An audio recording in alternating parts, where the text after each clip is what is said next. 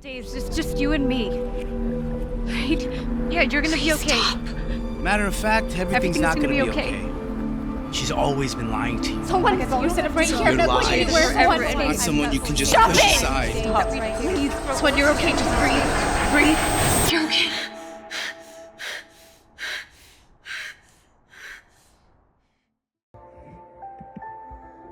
Home is such a beautiful but distressing piece. It shows us what it really means to have your life flash before your eyes, and your life won't always make sense when looking back. It will be fragmented in pieces, but the feelings of those memories, even if they don't tell a full coherent story themselves, the feelings that those memories carry will stay with you no matter what happens to you or your mind. And that's a sense that we definitely get from this protagonist, how even though these stories that shaped her past come fragmented and only half recalled in some cases, the feelings of what they've left with her, the imprint that they've had on her heart, hasn't changed, nor will it ever. Really beautifully shot and edited. Wonderful job. Home. This was a masterclass in inviting the audience to immerse themselves in her experience. The swirling confusion, this roller coaster of emotions of shame and love and longing. This drive was just created by these lovely quick cuts and the fuzzy borders, the switches between time periods and scenes. And I really was impressed by how they communicated her inner world through these visual effects in a smart, not overblown way, where it put us in the confusion, but we could still center in the pathos and the honest emotions of her, which I think is really important for that ending to have its full impact, which it did. I was tearing up when we got the twist to it being the mother. I thought that was extremely well executed and heartbreaking. As somebody whose grandmother is currently going through this, it really touched home. And it was a way of me almost connecting to her and what she's going through in a way. I thought the dedication to her grandmother at the end was also a really lovely touch. Just a great, strong pull and push between the present and the past. And we really felt the split between these two places. And we just lived in that liminal space, unable to move towards her future, but still living in the past until the children come through and usher us into it. Lovely, lovely work. I'm looking to see more from this team. Home. Okay, this was a very interesting short film because it has a very unique style on its narrative. It's very difficult to follow at first because it's confusing in a good way. It's like a Christopher Nolan movie. You don't know what's happening, but you are invested in it. You want to watch it because you're interested, and the production quality is very good too. That's one of the main assets of the film. It feels like a professional production.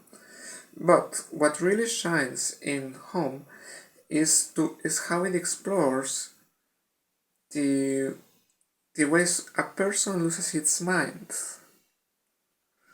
I think we have seen something like this in the movie The Father when at Anthony Hopkins, but I think that this film manages to capture that same essence in a very good way, because you get to feel the despair, the confusion, the angst this woman is feeling as she walks through the street and see different moments and people of her life coming and going, and she doesn't understand what's happening. And us as the audience don't understand what's happening either, so it's frightening. And to do a film about such a subject, about a subject such as Alzheimer or dementia, it's a very difficult thing to do, but it's very important to have films like this because they make us understand what some of our family members or friends go at some point of their lives. It's terrible, but it's something that happens, And so I think that this was a very moving piece. I was very impressed by this short film, and the final twist when you learn that it's all in her mind, it's really heartbreaking. So I quite enjoyed this piece. Thank you for sending it. Home is a wonderful representation of someone's loss of mind. This is a story of dementia, but it doesn't necessarily play as such.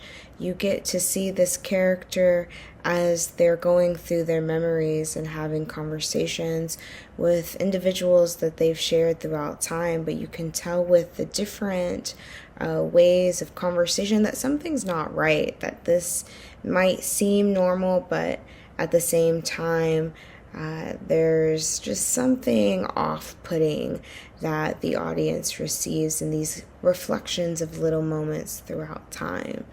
And as the big reveal is revealed, that this is none other than an older woman who is taking this journey within her mind as she has visited a place of the past, to be able to connect with people of the past and have these memories come and go. And I think this is just a great representation to sort of put yourself in their shoes and to see what may or may not be what's on their mind, and how do you navigate that? How do you support them?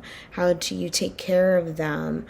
Do you go the extra mile? The real raw connectivity of having this understanding of having this end unfold the way that it does, of them finally finding their mother and having this stress come out in this argument as the person is just sort of lost in what is their current state of truth and their state of mind.